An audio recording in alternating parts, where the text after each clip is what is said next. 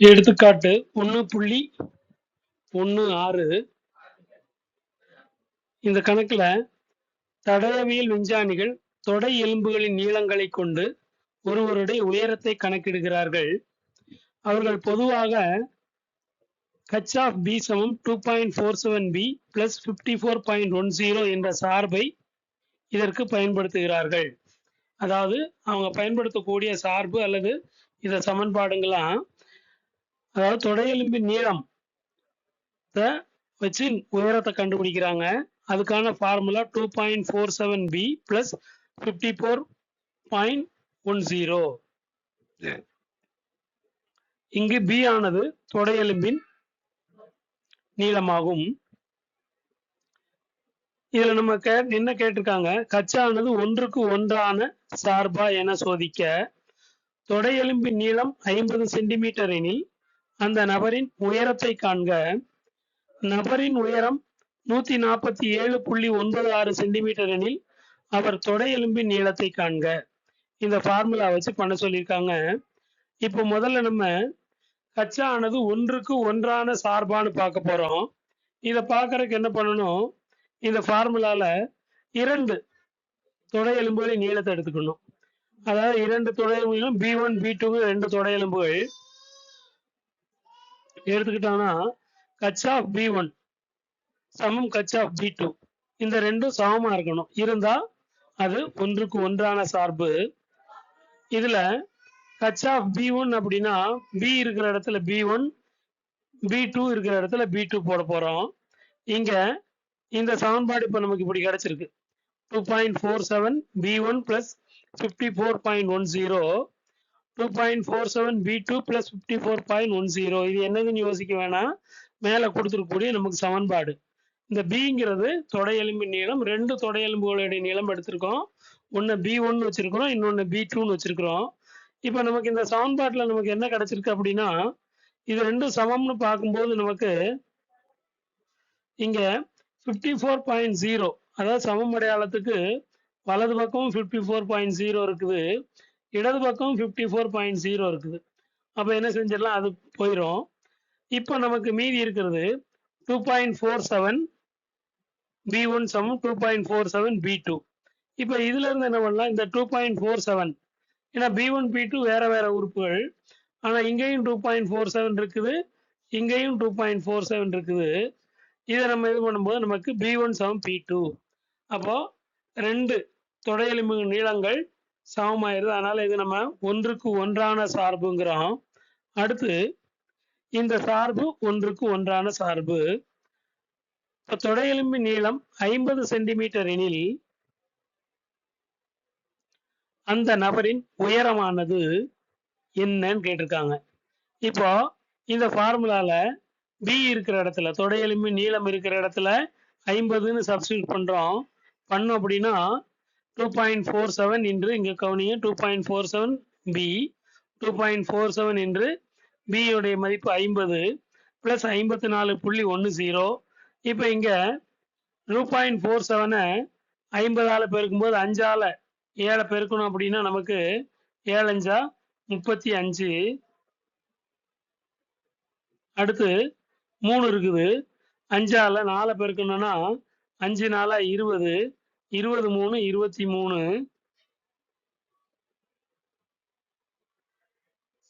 அடுத்து 5ஆல 2 பெருக்கணும்னா 23 போக மீதி 2 இருக்குது, 5ஆல 2 பெருக்கணும் 10 10ஐயும் 2ஐயும் கூட்டினா நமக்கு 12. இப்போ நமக்கு 50ஐயும் 2.47 பெருக்குனா 123. இங்க ஒரு சைவர் சேர்க்க போறோம். ஏன்னா 50ஆல பெருக்கிறதுக்கு 5ஆல தான் பெருக்கணும். சைவர் சேர்த்தா நம்ம இந்த இடத்துல புள்ளி வைக்கும்போது நமக்கு என்ன கிடைக்கும், மதிப்பு 123.5ன்னு கிடைக்குது.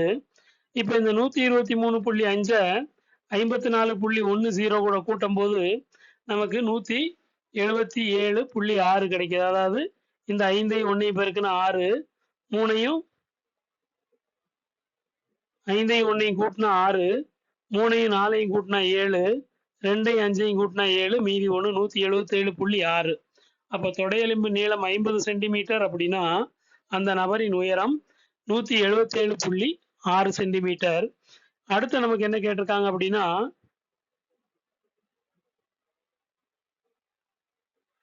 தொடை உயரம் கொடுத்திருக்காங்க 147.96. அவரின் தொடை எலும்பின் நீளத்தை காண்கன்னு கேட்டிருக்காங்க. இதுக்கு நபரின் உயரம் 147.96 எனில் h of b சமம் இங்க h of b இந்த சமன்பாட்டுடைய மொத்த மதிப்பு தான் என்னது நமக்கு 147.96. அப்ப 147.96 சமம் 2.47b பிளஸ் 54.10 அப்படின்னு எழுதணும். இப்போ 2.47b பிளஸ் 54.10 சமம் 147.96. இப்போ இந்த எண் இந்த சைடு வரப்போகுது 54.10 இந்த பக்கம் வருது. இந்த பக்கம் வந்துச்சு அப்படின்னா 93.86 கிடைச்சிச்சு. இங்க 147.96ல 54.10 கழிச்சோம் அப்படின்னா 6க்கு 6 9க்கு 1 போனா 8 7க்கு 4 போனா 3 இங்க 14 நான் கழிக்காது 5 கழிக்காது. அதனால என்ன பண்றோம் 14ல இருந்து 5 கழிச்சோன்னா 9 93.86 நமக்கு என்ன கிடைச்சிருக்கும் 2.47b சமம் 93.6ன்னு கிடைச்சிச்சு. அதை மறுபடியும் இந்த 2.47 என்ன செய்யுது பெருக்கல்ல இருக்கிறதுனால சமம் அடையாளத்துக்கு இந்த சைடு வரும்போது 2.47 கீழே வந்துடுது. இப்போ இதை ரெண்டையும் வகுத்தா நமக்கு கிடைக்கக்கூடியது 38ன்னு கிடைக்குது. அப்ப என்னது அந்த நபரின் தொடை எலும்பின் நீளம் 38 சென்டிமீட்டர். ஆகையால் தொடை எலும்பின் நீளமானது 38 சென்டிமீட்டர்னு சொல்லிடுறோம். இந்த கணக்கை நீங்க இந்த வகுத்தல் கணக்கை செஞ்சு பாருங்க.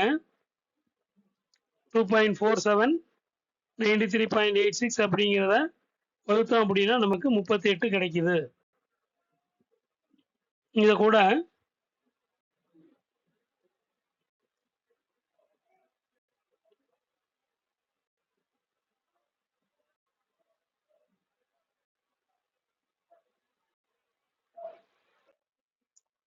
அடுத்த கணக்கு எடுத்துக்காட்டு 1.17. இதுல f ஆனது ஆறிலிருந்து ஆறுக்கு ஆன சார்பு. மேலும் அது f of x சமம் 3x minus 5 என வரையறுக்கப்படுகிறது எனில் a, 4 மற்றும் 1, b என கொடுக்கப்பட்டால் a மற்றும் b இன் மதிப்புகளை காண்க. அதாவது இந்த சார்பு வந்து f of x சமம் 3x minus 5 அப்படின்னு வச்சிருக்காங்க. அப்போ எக்ஸுங்கிற இடத்துல ஏயோடைய மதிப்பும் இந்த மாதிரி பண்ணும்போது நமக்கு இந்த சார்புகளுடைய வரிசை ஜோடி இப்படி கொடுத்துருக்காங்க. அப்படின்னா ஏபியின் மதிப்பு என்னவா இருக்கும் அப்படின்னு கேட்குறாங்க. அதாவது எக்ஸ் இருக்கிற இடத்துல இந்த ஏயோடைய மதிப்பு, பியோடைய இங்க இந்த எக்ஸ் இருக்கிற இடத்துல 1 மதிப்பு போட்டா நமக்கு பி கிடைக்கும்.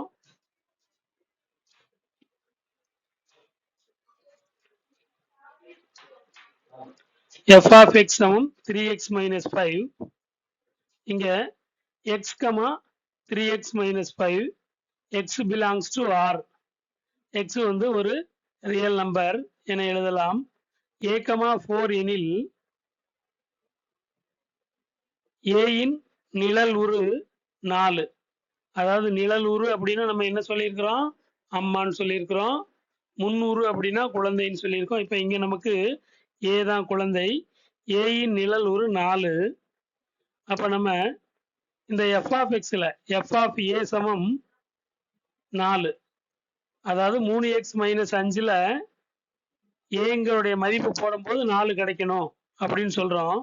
அப்போ 3a minus 5 சமம் 4 அப்படின்னா அப்ப ஏயின் மதிப்பு என்ன? இப்ப இதுல எப்படி கண்டுபிடிக்கலாம்? இந்த 4 இருக்குது 3a minus 5 சமம் 4. இப்ப இந்த 5 இங்க வரப்போகுது. இங்க வந்தா என்ன ஆகும்? 5ஐயும் 4ஐயும் கூட்டினா 9ஆ மாறுது. 5ஐயும் 4ஐயும் கூட்டினா நமக்கு 9 கிடைக்குது. அடுத்து 3a சமம் 9.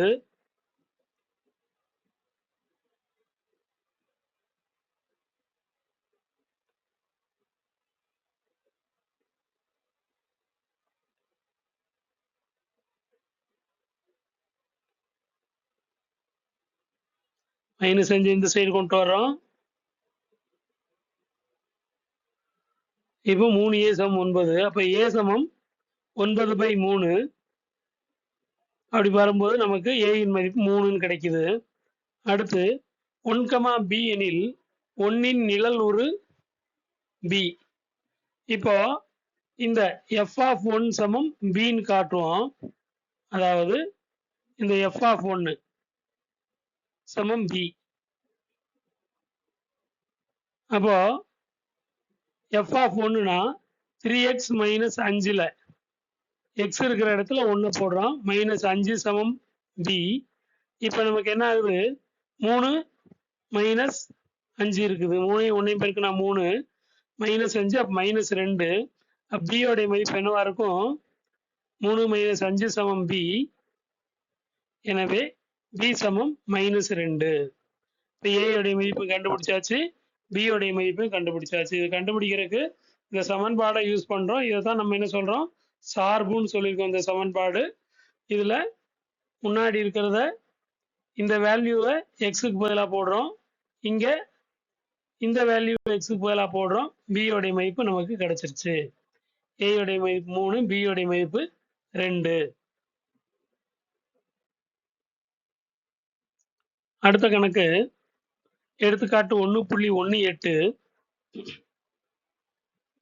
இங்க சார்பு f r to r ஆனது f of x சமம் 2x + 7 x less than or equal to -2. இந்த கணக்குல சார்பு சொல்லியிருக்காங்க 2x + 7 இருக்கணும்னா x இன் மதிப்பு -2 விட குறைவா இருக்கணும். x² - 2 அப்படி இருக்கணும். அப்படின்னா x இன் மதிப்பு -2க்கு சமமாவோ சிறுசாவோ இருக்கும். அடுத்து 3 விட சிறுசா இருக்கும். x இன் மதிப்பு -2 விட பெரியது மற்றும் சமம், 3 விட சிறியது. 3x - 2 இங்க x வந்து greater than or equal to 3. x வந்து 3க்கு சமமா இருக்கலாம் அல்லது அதுக்கு மேலே இருக்கலாம். அதாவது இந்த x உடைய மதிப்பை இந்த மாதிரி கண்டிஷன்ஸ்ல கொடுத்துருக்காங்க. கண்டிஷன் அப்படின்னா 2x + 7 அப்படின்னா x இன் மதிப்பு -2 விட கம்மியா இருக்கும். x² - 2 அப்படின்னா x உடைய மதிப்பு -2 விட அதிகமாகவும் சமமாகவும் இருக்கும் மற்றும் +3 விட கம்மியாகவும் இருக்கும். இங்க x உடைய மதிப்பு இந்த இடத்துல 3 விட சமம் மற்றும் அதிகமா இருக்கும். அப்படி இருந்துச்சுன்னா இதை நம்ம f(4)னா என்னது, f(-2) என்னது, அடுத்து f(4) + 2f(1) என்னது, f(1 - f(3), f(4), f(-3) என்னன்னு கண்டுபிடிக்கணும். இப்போ இந்த f(4) அப்படின்னா படத்தில் காட்டிய சார்பு f ஆனது 1, 2, 3 என்ற இடைவெளிகளில் வரையறுக்கப்படுகிறது. இந்த 3 இடைவெளிகள் இருக்குது. இந்த 3 இடைவெளிகளையும் நம்ம இந்த மாதிரி ஒரு கிராஃப்ல போட்டு வச்சிருவோம். அதாவது 2x + 7 இது வந்து ஒரு எண் கோடு. 2x + 7 இருக்கணும்னா x இன் மதிப்பு என்ன இருக்கும்? 2 விட சிறுசா இருக்கணும். -2 கிடையாது, -3, -4, -5, -6 இப்படி போகக்கூடிய மதிப்புகள் எல்லாத்துக்கும் இந்த சமன்பாடை பயன்படுத்தணும். அதே இது -2க்கு சமமா அதிகமா இருக்கணும். இந்த -2 இருக்கணும். அடுத்து அதை விட அதிகம் அப்படின்னா வலது பக்கம் போகணும். 3 விட சிறியதா இருக்கணும். இந்த 3 விட சிறியதா இருக்கணும். அப்ப இது வரைக்கும் -2ல இருந்து 3 விட சிறியது இந்த 2 வரைக்கும் மதிப்புகள் இருந்துச்சுன்னா x² - 2, அது x உடைய மதிப்பு இப்படி இருந்துச்சுன்னா, அடுத்து 3 விட அதிகம் அப்படின்னா இங்க 3 விட அதிகம் அப்படின்னா இந்த ஃபங்க்ஷன் வந்து 3x minus 2 வரையறுக்கப்பட்டிருக்குது. இப்போ x minus a என்ற கொடுக்கப்பட்ட மதிப்பிற்கு a இருக்கும் இடைவெளியை கண்டுபிடித்து அந்த இடைவெளியில் f of a ஐ காண்க. இப்போ xங்கிறது 4, இங்க f of 4 அப்படின்னா நமக்கு இதுக்கு இந்த f of 4 அப்படின்னா இந்த மதிப்பு எங்க வருது? 4 எங்க இருக்குது? இங்க இருக்குது.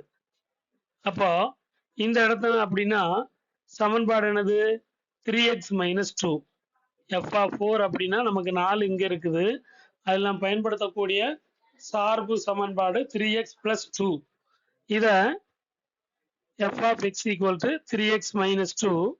இங்க x இருக்கிறதெல்லாம் 4 போடணும். 3 4 minus 2 அப்போ 3 4 12 minus 2 சமம் 10. அடுத்து x equal to minus 2. அதாவது minus 2 அப்படின்னா இந்த minus 2ங்கிறது என் கோட்ல எங்க இருக்குது? இந்த இருக்குது. இது என்னது? minus 2 விட சமம் ஈக்குவல் டு அதுக்கான சார்பு x ஸ்கொயர் மைனஸ் 2. இந்த x ஸ்கொயர் மைனஸ் 2 அப்படின்னா x இருக்கிற இடத்துலலாம் மைனஸ் 2 போட போறோம். Minus 2 square minus 2. இப்போ மைனஸ் 2 ஸ்கொயர் என்னது? Plus 4 minus 2. அப்போ நமக்கு கிடைச்சிருக்குது 2. அப்போ f of மைனஸ் 2 அப்படின்னா அதுக்கு மதிப்பு 2. அடுத்து மூணாவது கணக்கு f of 4 அப்படிங்கிறது நம்ம ஏற்கனவே கண்டுபிடிச்சு வச்சிருக்கோம் 10. f of 1 என்னங்கிறத நம்ம கண்டுபிடிக்கணும். 1 அப்படின்னா 1 இங்க எங்க இருக்குன்னு பார்ப்போம். இந்த இடத்துல இருக்கு. அப்போ இதனுடைய சார்பு x ஸ்கொயர் மைனஸ் 2. அப்போ x ஸ்கொயர் மைனஸ் 2 அப்படிங்கிற மதிப்பு x ஈக்குவல் டு 1ன்னு x ஸ்கொயர் மைனஸ் 2ல சப்ஸ்டியூட் பண்ணோம் அப்படின்னா f of x சமம் x ஸ்கொயர் மைனஸ் 2. அப்போ f of 1 அப்படின்னா 1 ஸ்கொயர் மைனஸ் 2 சமம் மைனஸ் 1. 1 ஸ்கொயர்னா 1 தான். அதுல இருந்து மைனஸ் 2 கழிச்சா மைனஸ் 1. இப்போ இந்த சமன்பாடு என்ன கேட்டிருக்காங்க? f of 4ஐயும் 2ல f of 1உடைய மதிப்பையும் பெருக்கணும், பெருக்கி கூட்டணும். அப்போ என்னது? எனவே f of 4 plus 2f of 1ங்கிறது f of 4க்கு மதிப்பு 10, f of 1க்கு மதிப்பு மைனஸ் 1. அதை 2ஆல பெருக்கணும். 2 பெருக்கல் மைனஸ் 1. அப்போ இது மைனஸ் 2. 10 மைனஸ் 2. அப்போ நமக்கு கிடைக்கிறது 8. மூணாவது கணக்கு விடை வந்து நமக்கு 8. அடுத்து நாலாவது கணக்குல f of 1, f of 4, f of minus 3. f of 1க்கு நம்ம ஏற்கனவே மதிப்பு கண்டுபிடிச்சிருக்கிறோம். f of 1 அப்படிங்கிறது நமக்கு மைனஸ் 1.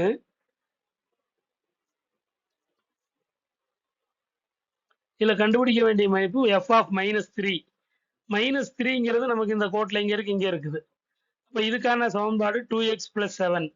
x இருக்கிற இடத்துல எல்லாம் மைனஸ் 3 போட்டா நமக்கு என்ன கிடைக்கும்னு பார்ப்போம். f of மைனஸ் 3க்கான x ஈக்குவல் டு மைனஸ் 3 ஆனது 1வது இடைவெளி உள்ளது, இங்க இருக்குது. இங்க வந்து xக்கு பதிலா f of x equal to 2x plus 7. அப்போ x இருக்கிற இடத்துல மைனஸ் 3, 2 பெருக்கல் மைனஸ் 3 பிளஸ் 7. 2ஐயும் மைனஸ் 3ஐயும் பெருக்கினா எத்தனை? மைனஸ் 6. அது கூட 7 கூட்டணும் அப்படின்னா பிளஸ் 1. அப்போ f of 3ங்கிறது 1ங்கிற மதிப்பு கிடைக்குது. f of 3ங்கிற மைனஸ் 3ங்கிறது 1. அப்போ இந்த இடத்துல f of 1க்கு பதிலாக minus 1, 3 into f of 4. f of 4க்கு வந்து 10, அப்போ மைனஸ் 30. f of 3க்கு வந்து 1. அப்போ இதுக்கு ஆன்சர் என்னங்கிறத